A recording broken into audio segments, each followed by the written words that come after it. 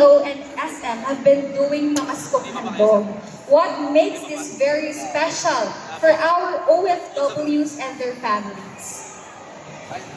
Go ahead, Ms. Jeannie. We started this 14 years ago, and as kanina ng umaga, kanina lang, I was telling Richie, we've been doing this, we've been together for the past more than 10 years now.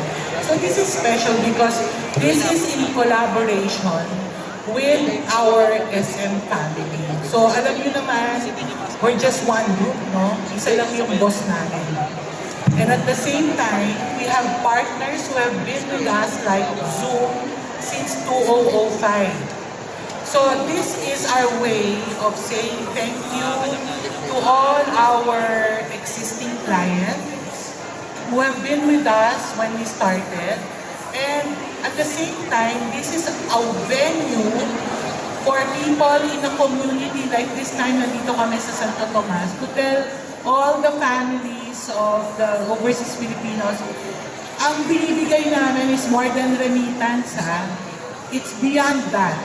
So sa likod makikita nyo yung iba pang mga produkto namin na mag-aalaga sa pamilya ng mga overseas Filipinos at yung mga overseas Filipinos like insurance, mga pagkain loan, etc. Kaya ito, every year, bumabalik kami sa mga komunidad with the help and support of the SM Group through the 80 supermalls which Richie will explain later. Para nandito kami, kung lumalapit kami sa inyo, to bring you happiness, cheers, and surprises. Yun yun. So you want to bring happiness para sa ating pong mga kapwa Filipino. Yes, go ahead po, Sir Yeah, Richie. good morning again. So, as what Ma'am Jeannie said, no, this is really more on celebration. Right? So, taon-taon, alam naman natin na umuwi ang ating mga kababayan. It's once a year.